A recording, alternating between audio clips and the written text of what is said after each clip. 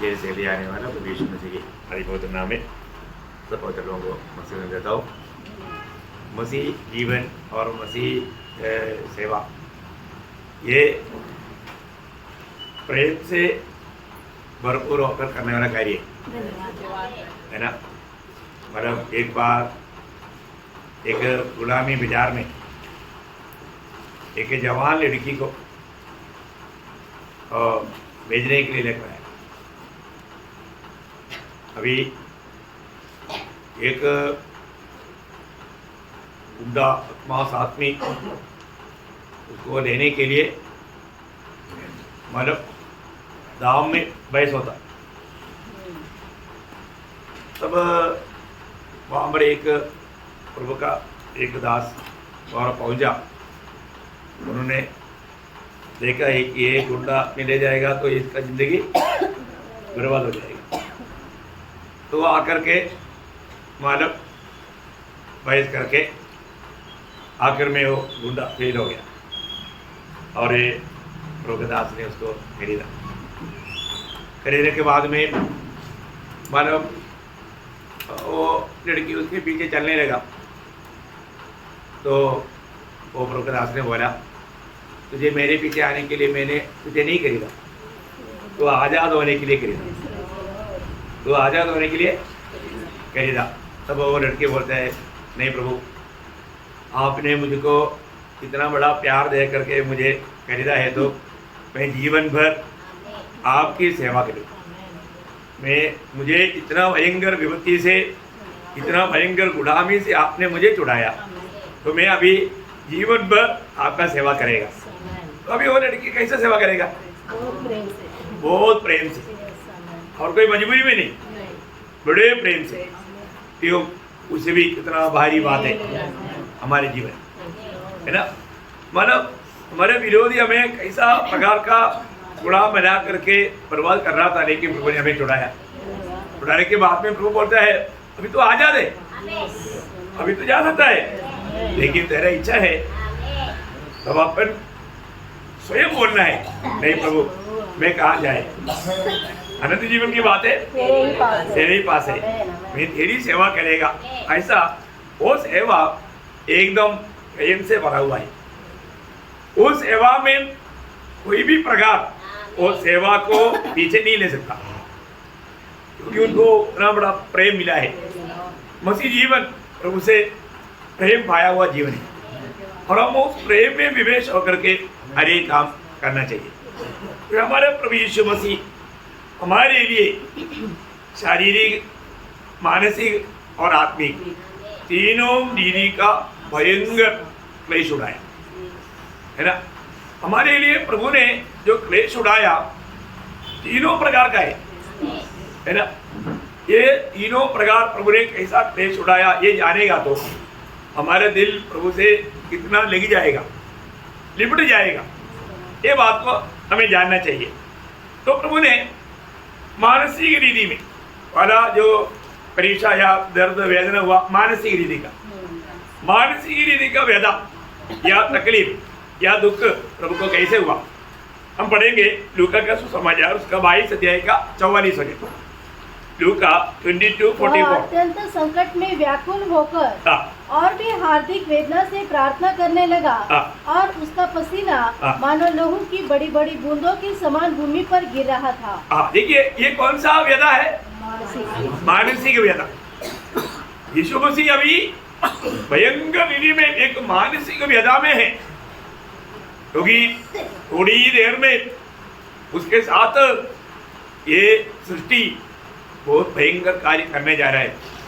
बहुत बातें हैं, ये सारे बातों को सोच करके वो मानसिक रीति में बहुत व्याकुल होने लगा, वो व्यथा सहने लगा। कोई बात मरकुस 14 अध्याय उसका 33-34 वचन भी पढ़ना।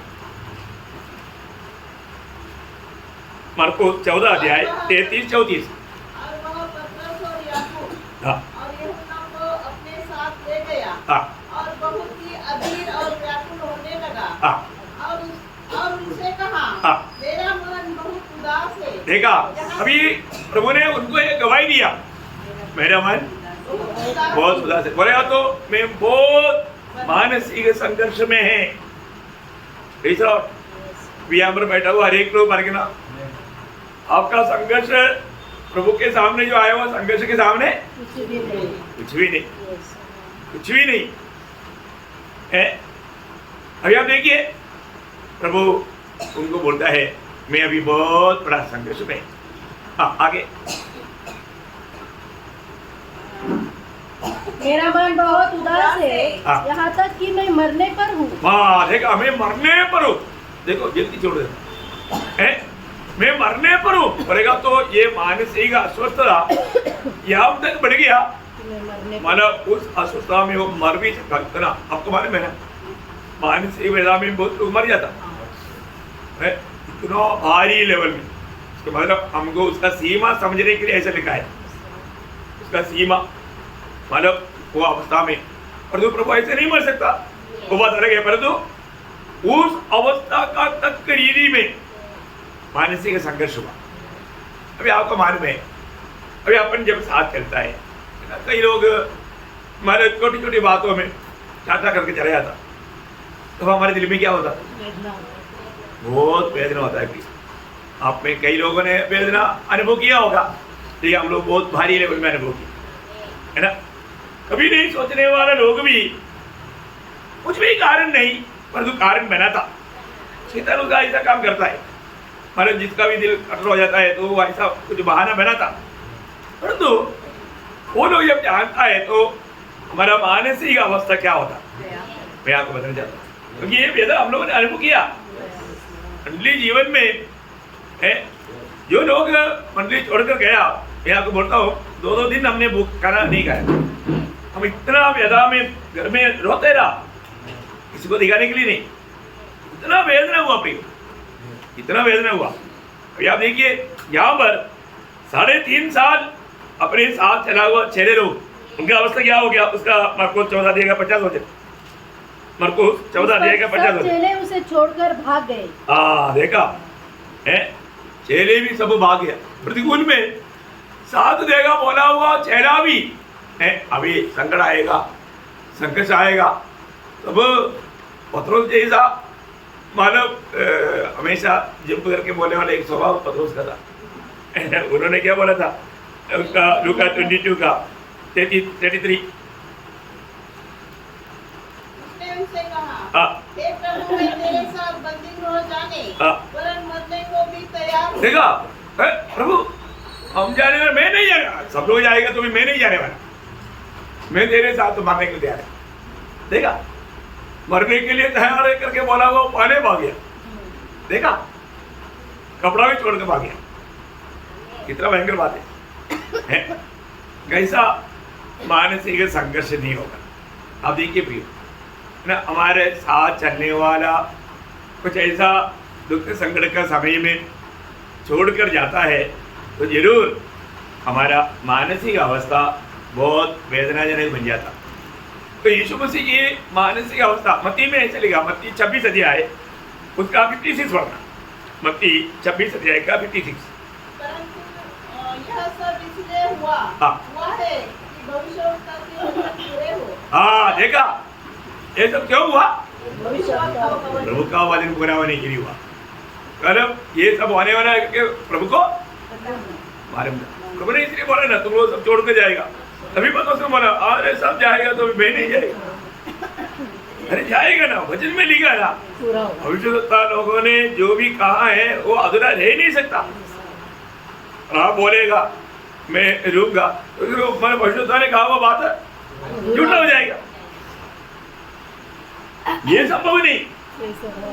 ये वचन का खूबी ऐसा है, वचन में जो भी बात लिखा है किसके लिए बदलेगा नहीं।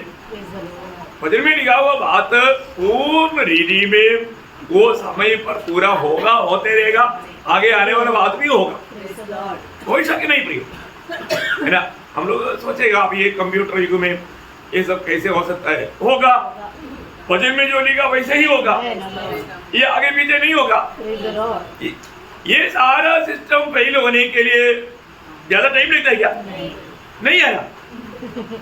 एक सूर्य से एक तूफान आ गया तो ये जितना उपग्रह है ना शूम बोल करके राख बनकर गिरेगा, फिर आपका कंप्यूटर सिस्टम कहाँ गया? अरे आप तो सादा का सादा बन जाएगा। प्रभु का वचन अभी भी आपका आज का सिचुएशन लेकर के आप कैलकुलेशन मत करना। वचन में जो लिखा वैसा ही होने वाला है, ऐसा ही होगा। एक भी बात बदलेगा नहीं। इसलिए प्रभु का वचन को हमारे ना कितना जरूरी बात है। यीशु मसीह को सब छोड़ने के बाद में वापस प्रभु का निंदा बदनामी शुरू हो गया, है ना।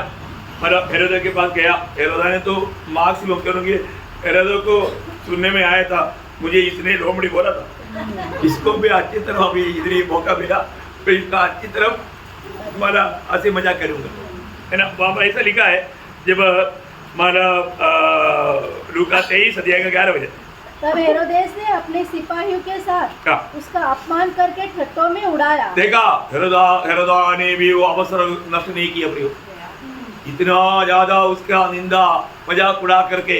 आप देखना प्रभु यीशु मसीह को मानसिक रीति में इतना वेदना हुआ, प्रभु का मानसिक अस्वस्थता, उसकी वेदना कौन देख सकता प्रियो है।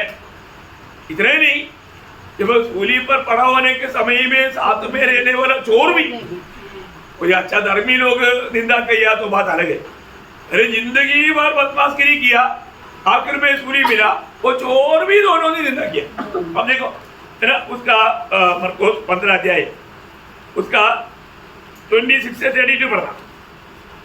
और उसका दोष पत्र लिखकर उसके ऊपर लगा दिया गया कि यहूदियों का राजा। उन्होंने उसके साथ 2 डाकू, एक उसकी दाहिनी और एक उसकी बाईं ओर क्रूस पर चढ़ाए। तब पवित्र शास्त्र का वह वचन कि वह अपराधियों के संग गिना गया पूरा हुआ। और मार्ग में जाने वाला देखा, वो रास्ते में जाने वाला सिर हिला हिलाकर और यह कहकर उसकी निंदा करते थे वाह मंदिर के ढाने वाले और 3 दिन में बनाने वाले क्रूस पर से उतरकर अपने आप को बचा ले। इसी रीति से प्रधान याजक की शास्त्रियों समेत आपस में इकट्ठे से कहते थे, इसने औरों को बचाया पर अपने को नहीं बचा सकता।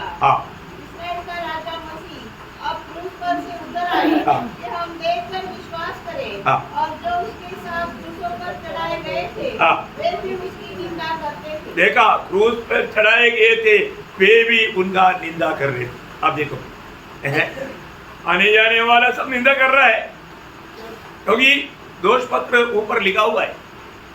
जो भी सूली पर चढ़ाया जाता उनका दोष पत्र ऊपर लिखाया जाता। अभी ये देख करके पढ़ करके लोग यीशु मसीह का निंदा कर रहा था। अभी आप देखो, एक तो वेदना में तड़प रहा है, उसके साथ साथ बातों में शब्दों में प्रभु यीशु मसीह का दिल तोड़ने वाले बात कहते थे, है ना। वही बात मत्ती की सुसमाचार 27 अध्याय उसका 18 से 44 भी पढ़ना। आने जाने वाले सिर हिलाकर, देखो, आने जाने वाले सिर हिला हिलाकर उसकी निंदा करते थे और यह कहते थे, हे मंदिर के ढाने वाले और 3 दिन में बनाने वाले, अपने आप को तो बचा। यदि तू परमेश्वर का पुत्र है तो क्रूस पर से उतर आ। इसी रीति से प्रधान याजक भी शास्त्रियों और पुरनियों समेत ठट्ठा कर करके कहते थे, इसने औरों को बचाया और अपने आप को नहीं बचा सकता। यह तो इस्राएल का राजा है, अब क्रूस पर से उतर आए तो हम उस पर विश्वास करें। उसने परमेश्वर पर भरोसा रखा है, यदि वह इसको चाहता है तो अब इसे छुड़ा ले, क्योंकि इसने कहा था मैं परमेश्वर का पुत्र हूँ। इसी प्रकार डाकू भी जो उसके साथ क्रूसों पर चढ़ाए गए थे उसकी निंदा करते थे। अभी हम लोग यहाँ पर ये सब बात हम लोग इसमें क्या समझ में आता, यीशु मसीह हमारे लिए मानसिक रीति में कितना दुख उड़ाया, कितना वेदना सगा, उसका व्यथा, उसका एक सुंदर चित्र हम लोग यहाँ पर देख रहे हैं। सिर्फ मानसिक वेदना नहीं, प्रभु को बहुत भयानक रीति में हम बयान नहीं कर सकता। प्रिय, हम लोग जो दया सागर जैसा कोई पिक्चरों में जो देखता है, यीशु मसीह ने शरीर में अनुभव किया हुआ उसका लाखों का एक अंश भी हो दिया नहीं सकता। नहीं, ये कितना भयंकर वेदना है ना, शारीरिक वेदना। अब देखिए, जब मानव यूहन्ना का सुसमाचार 18 अध्याय उसका 22 वचन का बी पाठ। यूहन्ना 18 अध्याय 22 वचन का बी पाठ। जब उसने यह कहा हाँ। तो प्यादों में से एक ने जो पास खड़े था हाँ। यीशु को थप्पड़ मारकर कहा। बस अभी आप देखिए शादी की बता शुरू हो गई। पहली बात यहाँ पर यीशु को थप्पड़ मार। आप देखो कोई कारण नहीं, बिना कारण यीशु मसीह को थप्पड़ मारा है ना। लूका का सुसमाचार 22 अध्याय उसका 63-64।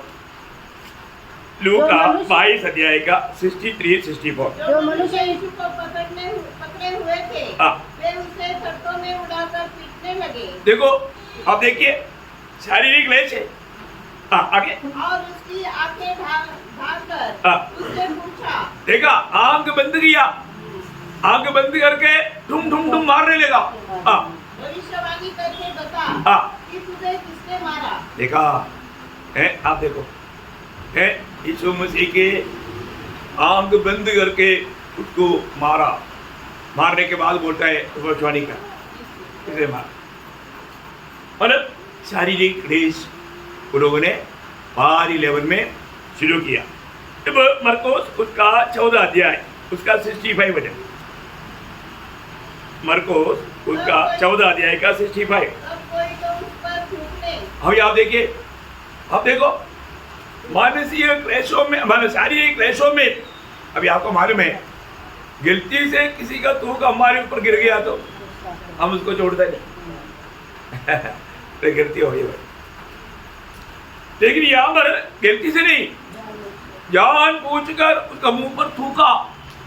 अब देखो और कोई उसका मुंह ढांकने और उसे घूंसे मारने। देखो और उसे- अभी आप देखो एक एक बात है, इतना भयंकर रीति में प्रभु के साथ हो रहा है। और उससे कहने लगे भविष्यवाणी कर। और प्यादों ने उसे पकड़कर थप्पड़ मारे। देखो उसके साथ मत्ती की सुसमाचार 26 अध्याय उसका 67-68 वचन।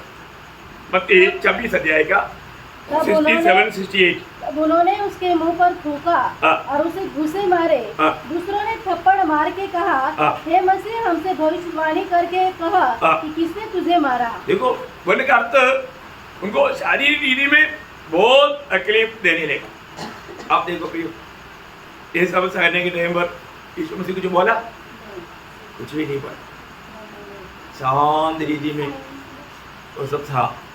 इतना ही नहीं, मरकुस 15 अध्याय उसका 16 से 20 वचन पढ़ना। मरकुस 15 अध्याय का 16 से 20। सैनिक उसे लेके भीतर के आंगन में ले गए जो कहलाता है और सारी पलटन को बुलाए। तब उन्होंने उसे व्यंजनी वस्त्र पहनाया और कांटों का मुकुट बुनकर उसके सिर पर रखा और यह कहकर उसे नमस्कार करने लगे, हे यहूदियों के राजा नमस्कार। वे उसके सिर पर सरकंडे मारते और उस पर थूकते और घुटने टेक कर उसे प्रणाम करते रहे। जब वे उसका ठट्ठा कर चुके तो उस पर से व्यंजनी वस्त्र उतार कर उसी के कपड़े पहनाए और तब उसे क्रूस पर चढ़ाने के लिए बाहर ले गए। यो फर्क कैसा कैसा उसका बीच में उसका 27 मतलब मत्ती 27 अध्याय उसका 26 से 31 वचन भी पढ़ना। इस पर उसने बरअब्बा को उसके लिए छोड़ दिया और यीशु को कोड़े लगाकर सौंप दिया। देखा यीशु को कोड़े लगा करके, अभी आपको मालूम है कितना कोड़े मारे उसका एक्चुअली कोई सीमा नहीं था। नॉर्मल रीति में 89 घोड़े से ऊपर नहीं मार सकता, और यीशु मसीह के ऊपर ऐसा कोई भी मतलब नियम नहीं था। वो लोग मारते गया कोई गिनती नहीं किया।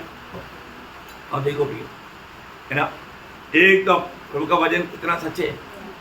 खेत की नाल जैसा उसको पूर्ण रूप में मनुष्य करके देख नहीं सकता, ऐसा पूरा शरीर छेदा गया ना, पूरा हड्डी दिखते, मांस पूरा मतलब निकाला गया। इतना भयंकर बात। आगे बढ़ना। तब हाकिम के सिपाही ने यीशु को किले में से जाकर सारी पलटन उसके चारों ओर इकट्ठी की और उसके कपड़े उतारकर उसे लाल रंग का धागा पहनाया और कांटों का मुकुट गूंथकर उसके सिर पर रखा और उसके दाहिने हाथ में सरकंडा दिया और उसके आगे घुटने टेक कर उसे खट्टों में उड़ाने लगे और कहा, हे यहूदियों की राजा नमस्कार, और उस पर थूका और वही सरकंडा लेकर उसे सिर पर मारने लगे। जब ये ठट्टा कर चुके तो वह भागा उस पर से उससे उतारकर फिर उसी के कपड़े उसे पहनाए और क्रूस पर चढ़ाने के लिए ले चले। देखिए यहाँ पर भी हम देखते हैं कि प्रभु यीशु मसीह का पूरा शरीर कैदा हुआ है ना, उसके ऊपर वो कपड़ा पहना करके किसी को दिखेगा ही नहीं है, और मतलब उसको लेकर गया। अभी आपको मालूम है प्रभु यीशु मसीह कितना घंटा सूली पर पड़ा रहा है? 6 घंटा 6 घंटा। आप लोगों को उतना ही चाहिए हमेशा, 6 घंटा है कितना घंटा? 6 घंटा। मतलब 9 बजे से सवेरे 9 बजे से दोपहर को 3 बजे तक 6 घंटा प्रभु यीशु मसीह सूली पर था। उसमें पहला 3 घंटा मनुष्य की ओर से प्रभु का न्याय हो रहा था, निंदा हो रहा था, और आखिरी 3 घंटा पिता के ओर से वो न्याय चल रहा था। अब देखो कितना बताया वो बात याद रहना, बहुत बड़ी बात है। अभी यहाँ पर हम लोग क्या देखता है ना, मतलब जब मरकोस का सुसमाचार उसका 15 अध्याय उसका 25 हो जाए, मरकोस 15 अध्याय का 25 हो जाए। और एक दिन चढ़ाया था हाँ जब उन्होंने उसको क्रूस पर चढ़ाया। हाँ क्रूस पर चढ़ाया। वापस देखो पढ़ना। और एक पहर दिन चढ़ आया था हाँ जब उन्होंने उसको क्रूस पर चढ़ाया। हाँ दिन का तीसरा घंटा। हाँ दिन भर तीसरा घंटा, ठीक है ना। दिन भर तीसरा घंटा बोलेगा तो हमको समझने के लिए यहूदियों के समय के साथ 6 घंटा जोड़ना, 6 घंटा का फर्क है हमारे इधर का और उधर का, 6 घंटा का फर्क है।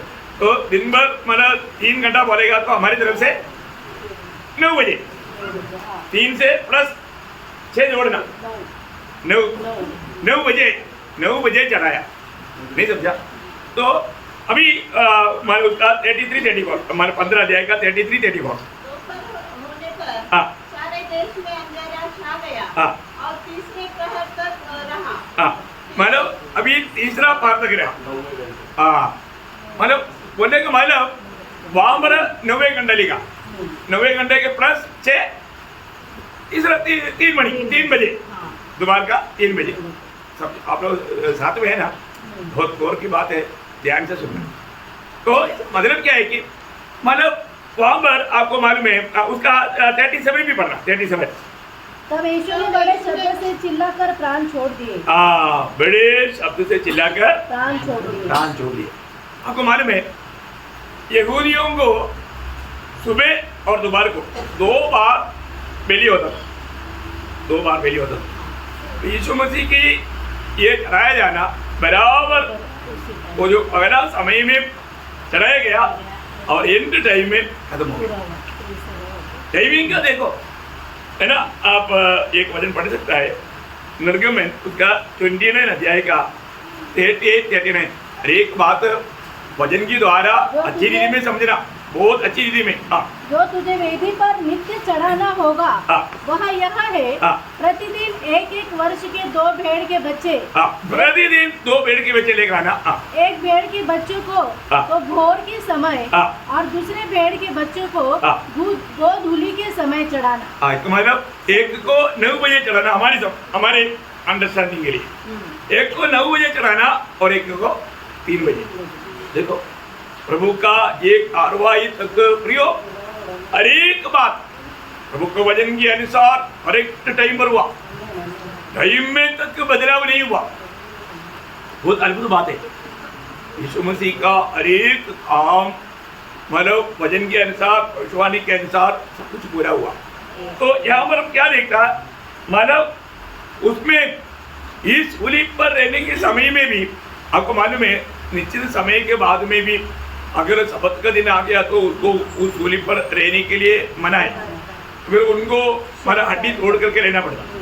लेकिन हम देखता है कि यीशु मसीह के बारे में जो लिखा है उनका हड्डी नहीं टूटा। टूटा नहीं जाएगा। यस, आमेन। अब देखो करेक्ट टाइम पर प्रभु यीशु मसीह मर गया, आमेन, आमेन। पर तो दोनों चोर नहीं मरा, उनका दोनों का पाँव तोड़ा, है ना। जब यूहन्ना का सुसमाचार उसका 19 अध्याय का 36 अध्याय,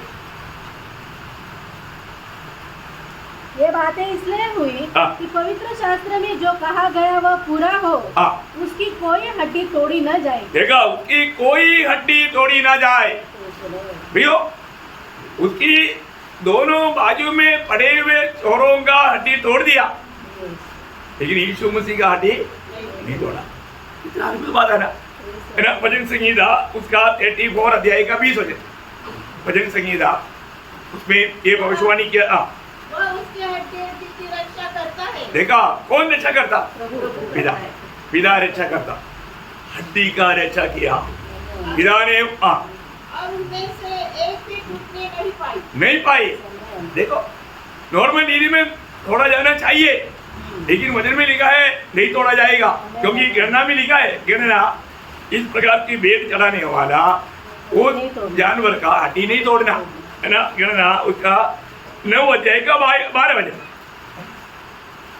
और उसमें से कुछ भी सवेरे तक न रख छोड़े, हाँ। और न उसकी कोई हड्डी तोड़े। देखा, उसकी कोई हड्डी ना तोड़ना। ओह, हम देखिए प्रियो, प्रभु का हरेक वचन इतना अद्भुत प्रकार यीशु मसीह में पूरा हुआ है।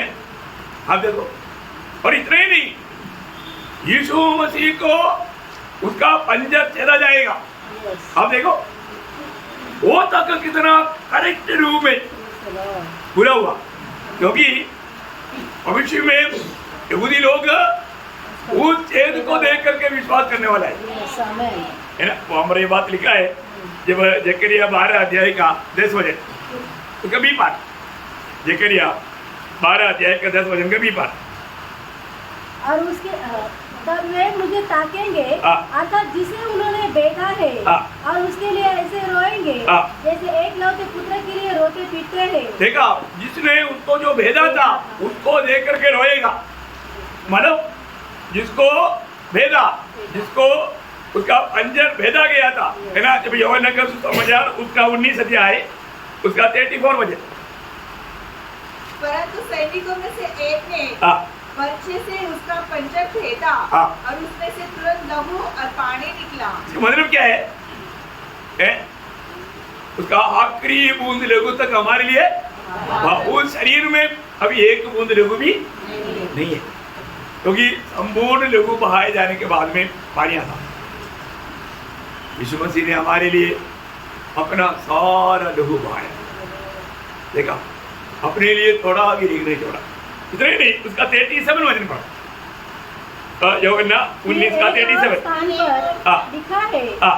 जिसे उन्होंने भेदा है, जिसे उन्होंने भेजा है, उस पर वे दृष्टि करेंगे। देखा, मतलब वो जो जकरिया में अभी हमने 12 अध्याय का 10 वचन में जो पढ़ा था, वो बात यहाँ पर लिखा हुआ बात भी अभी इस वक्त में सूली पर पूरा होना था।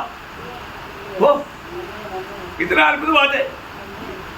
एक एक बात जैसे याद दिला करके कोई कर रहा है, वैसा यीशु मसीह में वो सारा भविष्यवाणी पूरा हुआ। आप देखिए, है ना, प्रभु ने हमारे लिए जो किया वो कार्य कितना अद्भुतवान है, कितना महान बात है। तो यीशु मसीह इस रीति में हमारे लिए अपना शरीर पर वेदा या दुख उड़ाया, बहुत बड़ा दुख उड़ाया। हमें ये बात को जानना है ना। हमको प्रभु ने मानसिक वेदा और शारीरिक वेदा और आत्मिक वेदा भी हुआ। आत्मा में भी प्रभु ने बहुत दुख सहा, है ना। जब मरकोस उसका 15 अध्याय उसका 34 वचन। तीसरे पहर यीशु ने बड़े शब्द से पुकार कर कहा, हाँ। एलोई एलोई लमा शबक्तनी, हाँ। जिसका अर्थ यह है, हाँ। हे मेरे परमेश्वर, हे मेरे परमेश्वर, हाँ। तूने मुझे क्यों छोड़ दिया। देखा प्रियो, ये कौन सा वेदा है? आत्मिक वेदा। आत्मा में भी उन्होंने दुख सहा, भयंकर दुख सहा, है ना। अभी भी विदा हुआ उस अनंत काल से आने वाला उस अनंत काल तक हमेशा साथ रहने वाला पिता क़यामत पुत्र को छोड़ दिया। ऐसे एक अगुवाई कभी भी प्रभु यीशु ने अपना जीवन में, इस अनंत काल का जीवन में कभी अनुभव नहीं किया। यीशु मसीह का सबसे बड़ा व्यथा आत्मिक व्यथा, भयंकर बात है ना। शारीरिक व्यथा कोई कम नहीं था, मानसिक व्यथा कोई कम नहीं था, परंतु सबसे बड़ा व्यथा वो आत्मिक व्यथा था। यीशु मसीह ने हमारे लिए अकेला में हमारे लिए सारा नरक का सारा सजा अपने लिए उठाया। हम लोग वो बात को देखना है। मसीह जीवन ये सच्चाई जान करके जीने वाला जीवन है। एक टोटल का जीवन बिता करके मतलब आजकल ऐसा भी सिस्टम हो जाता है ना, विश्वास किया तो बहुत हो गया, धोखा है प्रियो। विश्वास ही हर बात में आधार है, परंतु विश्वास में काम नहीं है तो काम बिना विश्वास करते हैं। परंतु वो बात आज लोगों में बहुत कम दिखता। मैं आपको बताना चाहता हूँ, अभी भी धोखा मत करना प्रियो। हम लोग प्रभु ने जो हमारे लिए जो कुछ हमारे लिए हुआ उसका बारे में हमें सही समझ होना जरूरी बात है। पिता ने भी उसको छोड़ दिया, पिता ने भी उसको छोड़ दिया है, तो बहुत भयंकर बात है। हमें अपने जीवन में ये बात को जानना है। जब लूका का नहीं वही मरकुस उसका 15 अध्याय का 37 वचन पढ़ना।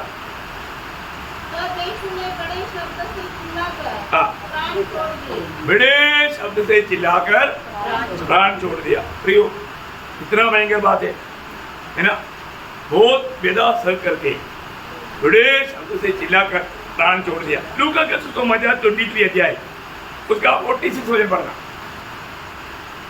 और यीशु ने बड़े शब्द से पुकारकर कहा, हे पिता, मैं अपनी आत्मा तेरे हाथों में सौंपता हूँ। देखो, और यह अभी इससे पहले एक बार ये परमेश्वर बोला था, और वापस अभी यहाँ पर जोड़ दिया पिता। देखो, वो इसका बीच में आया वो जो टाइमिंग जो है वो 3 घंटा है, वो 3 घंटा के एंड का बात है। वो 3 घंटा भयंकर भारी बात था। हम लोग कोई भी इंसान अपना समझ में नहीं ले सकता। इतना भारी वेदना पिता के अलग होने से यीशु मसीह ने सहा, वो नरक का एक भयंकर सजा था।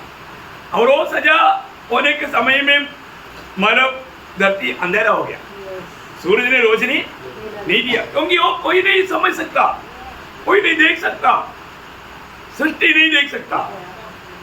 बहुत भारी है ना। जब योगन्ना उसका 19 अध्याय उसका 28 इसके बाद यीशु ने यह जानकर कि अब सब कुछ पूरा हो चुका, इसलिए कि पवित्र शास्त्र में जो कहा गया वह पूरा हो कहा, मैं प्यासा हूँ। वहाँ सिरके से भरा हुआ एक बर्तन रखा था, अतः उन्होंने सिरके में भिगोए हुए स्पर्श को जूते पर रखकर उसके मुंह से लगाया। जब यीशु ने वह सिरका लिया तो कहा, पूरा हुआ। देखा प्रियो, उस सूली पर भी पड़ा रहने के समय में एक एक बात पूरा होने के बाद देखो, अभी वेदना में लोग क्या नहीं भूलता है ना। यहाँ पर वो बात भी प्रभु ने नहीं भूला। इतना संयम में था। तो देखना, हम लोग थोड़ा कुछ मौसम ने भी थोड़ा गुस्सा आ गया तो जो नहीं बोलना चाहिए बोल दिया, इसलिए बड़ी आशीष को दिया। यीशु मसीह का जीवन ऐसे ही, इतनी वेदना का बीच में, आत्मिक वेदना के बीच में भी अपना कर्तव्य को पूरा किया। इतना बड़ी बात है ना। तो अभी मतलब यीशु मसीह को ये क्रूस पर जो चढ़ाया, कहाँ पर चढ़ाया था? गोलगोथा।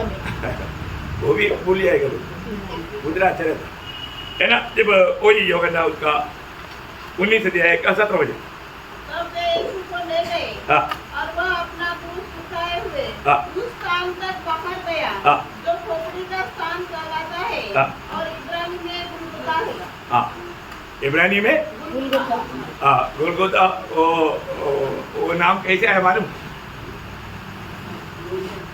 हाँ देखो आज को याद है हाँ मतलब गोलियत का सिर वहां पर कवर किया था, इसलिए उसका नाम गोलगोदा है। हर एक बात का एक चरित्र रहता है, हर एक बातों का एक चरित्र रहता है, एक नाम दिया जाता ऐसा। अब ये गोलगोदा को पद गोलियत का सिर वहां पर कवर किया था, इसलिए उस जगह का नाम गोलगोदा आया, गोलगोदा है। ओके, आप लोगों को समझ में आ गया। तो यहाँ पर प्रभु यीशु मसीह जब सूली लेकर गया करके आप लोग देखता है, लेकिन एक्चुअली यीशु मसीह सूली लेकर गया क्या? नहीं, सीमोन वो है? पूरा नहीं करती इसमें लिया था। यीशु मसीह लेकर गया, परंतु वो पूरा क्रूस को लेकर नहीं गया। नहीं गया, उसका जो थोड़ा सा। क्रोश में जो लगाता है वो बात को लेकर गया, हाँ, ठीक है ना। मतलब बहुत बार ये बात के बारे में इतना लोगों को समझ नहीं, मतलब ये जो लंबा भाग जो है पहले से वहां पर गाड़ा रहता, और वो जो तिरछा जो है करीब एक क्रूस का 90 किलो के ऊपर बोझ रहता, तिरछा वाला हिस्सा को कम से कम 30-40 किलो मतलब वेट रहता, वो भाग को लेकर के गया। हाँ, यीशु मसीह गया। अभी मतलब इसमें भाषा जानना बहुत बड़ी बात है। वो जो लेकर गया वो उसका बारे में ग्रीक में पाटीकुलम बोलते हैं, पाटीकुलम बोलेंगे तो तिरछा भाग, ठीक है ना। तो वो भाग को लेकर के यीशु मसीह चला था, और तो अपना बाकी भाषाओं में क्रूस लेकर चला ऐसे लेकर, लेकिन ओरिजिनल भाषा नया नेम कौन सा भाषा मिलेगा? ग्रीक भाषा मिलेगी। वहां पर यीशु मसीह ने कौन सा भाग लेकर गया? पाटीकुलम बोलेगा तो उसका तिरछा भाग ये लेकर के गया। ओके, तो इसका मतलब क्या है कि यीशु मसीह ने उस सूली पर हमारे लिए सब कुछ पूरा किया। यीशु मसीह का आखिरी शब्द बोलेगा तो छठवां शब्द जब यूहन्ना उसका 19 अध्याय उसका 30 वचन, यीशु ने वहाँ सिरका लिया तो हाँ। पूरा हुआ हाँ। और सिर झुकाकर प्राण दे दिए। पूरा हुआ क्या हो गया? टेटवेस्टाई पूरा हुआ। क्या पूरा हुआ? पिता का सारा मांग पूरा किया। मानव जाति में एक भी पापी अभी नरक जाने की जरूरत नहीं, सबके सब इतना भी भयंकर पापी भी बचने के लिए प्रभु ने मार्ग खोल दिया। ये सच्चाई पर विश्वास, यहाँ पर ये विश्वास बहुत बड़ी बात है। जो भी ये सच्चाई विश्वास करेगा उन्हें पाप क्षमा मिलेगा। इतना बड़ी बात है। यीशु मसीह मेरे लिए मेरा पाप का सजा उड़ाया। ये सच्चाई विश्वास करने वाला कोई भी कितना भी कठोर पापी भी क्यों ना हो, लेकिन लोगों को ये बात विश्वास करने नहीं देना, ये शैतान का तंत्र है। ये शैतान का तंत्र है। तो एक बात जानना, मृत्यु बोलेगा तो प्रभु से दूर होना है।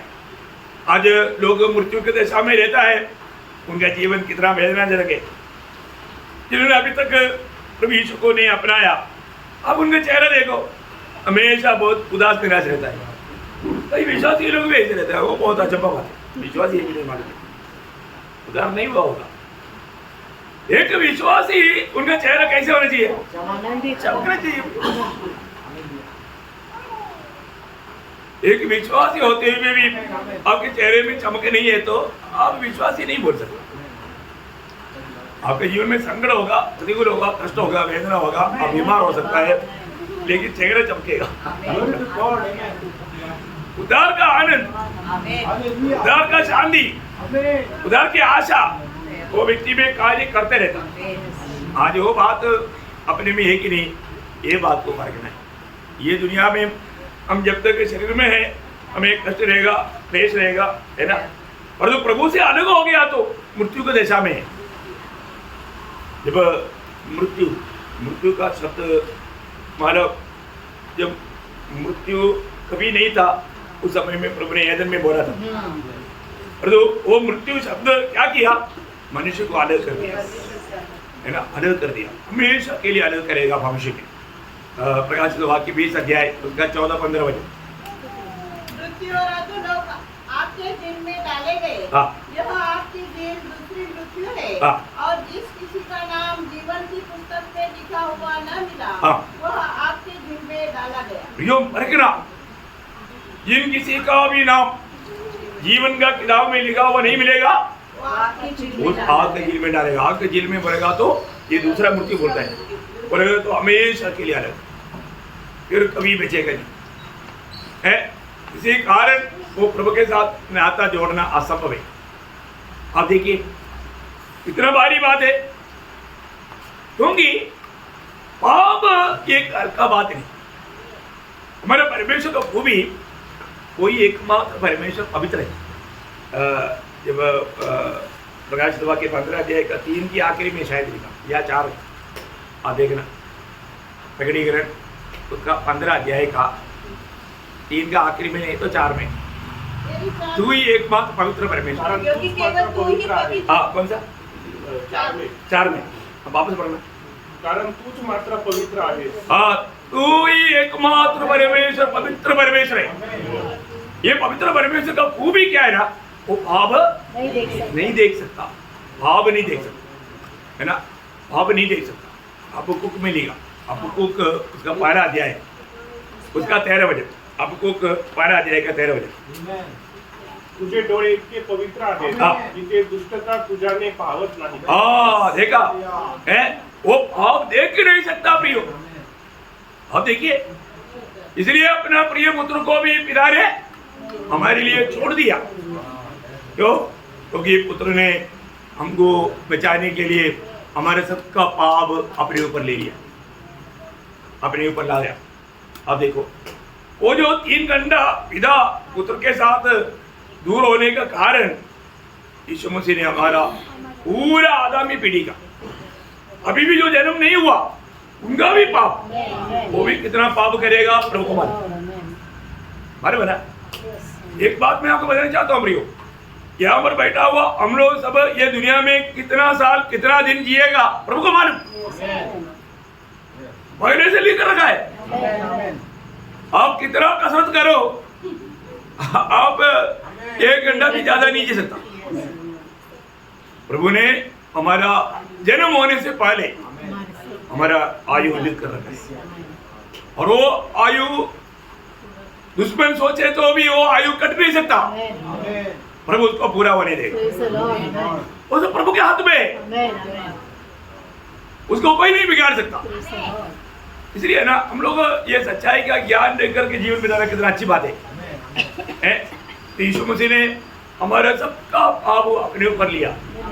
क्यों लिया? हमें धर्मी बनाने के लिए।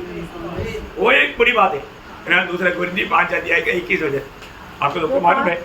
जो पाप से अज्ञात था उसी को हमारे लिए पाप ठहराया हाँ। कि हम उसमें होकर परमेश्वर की धार्मिकता बन जाए। योग हम प्रभु की दृष्टि में धर्मी बनने के लिए यीशु मसीह हमारे लिए पाप ठहरा। ये काम पिता ने किया, पवित्र के द्वारा कहा हुआ शब्द पूरा हुआ। यशायाह 53 का 6, यशायाह 53 का हम 6। तो सबके सब भेड़ों के समान भटक गए थे, हाँ। हमें से हर एक ने अपना अपना मार्ग लिया, हाँ। और यहोवा ने हम सबों के अधर्म का बोझ हाँ। उसी पर लाद दिया। देखा, उसी पर ला दिया। देखो, क्योंकि हमको बचाने के लिए पुत्र तैयार हो गया, इसलिए पिता ने पुत्र को भेजा, और पुत्र ने हमारा सबका पाप अपने ऊपर लाया। प्रियो, उसको हमारे लिए सारा सजा उठाना पड़ा। वास्तव में आज जो लोग प्रभु यीशु पर विश्वास कर सका, ये कोई भी हमारा कोई खूबी नहीं, प्रभु का अनुग्रह। यदि प्रभु हमको नहीं चुना होता, प्रभु ने हमें कब चुना? जगत की उत्पत्ति से पहले। जगत की उत्पत्ति से पहले। आप देखो प्रियो, जगत की उत्पत्ति से पहले पिता ने हमें मसीह में चुन लिया है। अभी हमें मसीह में रखा, उस मसीह में बना रहना प्रियो। इसलिए प्रभु बार बार बोलता है तो मुझ में बने रहो, मसीह में बना रहना प्रियो, मसीह से दूर ना जाओ। कितनी बड़ी बात है। आज हमारे जीवन में मैं उस मसीह में बना रह पाता है कि नहीं, है ना। मुझे इतना प्यार कर, मेरे लिए पाप का हर प्रकार का वेदना दुख मेरे लिए सहा हुआ उस प्रभु यीशु मसीह को मैं वास्तव में प्रेम करता ही गया। अब हमारे में आज कोई श्राप लाने की जरूरत नहीं, लेकिन श्रापित हो जाता। कौन है वो? जो प्रभु यीशु से प्रेम नहीं हाँ, पना कुरिन्थियों 16:22 में लिखा है, जो हमारा प्रभु यीशु मुझसे प्यार नहीं करता वो शापित हो। श्रापित है, श्रापित है। प्रियो, आज हम सच्चा दिल से गवाही दे पाएंगे कि प्रभु यीशु मैं आपको प्यार करता हूँ। दिल से बोलो, दिल से बोलो, सच्चा दिल से। प्रभु को प्यार करने का चिन्ह क्या है? उसका आज्ञा उसका आज्ञा मानेगा, आज्ञा मानेगा। प्रियो, हमें परखना है। आज मैं प्रभु का आज्ञा मानते हुए प्रभु का प्रेम में बना रह करके मेरा जीवन है क्या? आज प्रभु मुझे में आनंद दे क्या? बहुत लोग आनंद क्यों नहीं रह पाता? क्योंकि प्रभु उसमें आनंद नहीं। प्रियो, आप ये दुनिया पूरा कमाओ और जो प्रभु आप में आनंद नहीं है तो आपको ये दुनिया आनंद नहीं दे सकता। वो आनंद पल भर करेगा, कोमल जैसा जल्दी बढ़ जाएगा, कोई काम का नहीं। इसलिए आज सच में मैं उस प्रभु के उस आनंद में, प्रभु के आनंद बढ़ेगा तो वो आनंद हमारा स्रोत हमारे अंदर है ना। क्या है? आत्मा, पवित्र आत्मा। पवित्र आत्मा का फल आनंद है। आनंद है ना, भयान से बाहर है। मैं आपको बताना चाहता हूँ प्रभु ने हमारे लिए क्या प्रबंध किया है ना। कई लोग सोचेगा तो आज बारिश है, क्या मीटिंग में जाना, रुका सकता है? प्रियो, प्रभु का प्यार अनुभव किया व्यक्ति को ये बारिश इधर बाढ़ आ गया बोलने से नहीं रुका सकता। इधर इधर इधर आग लगा हुआ है, बॉम्ब गिर रहा बोलेगा तो भी आएगा, क्योंकि बॉम्ब भी गिरेगा इसके हुक्म से गिरेगा।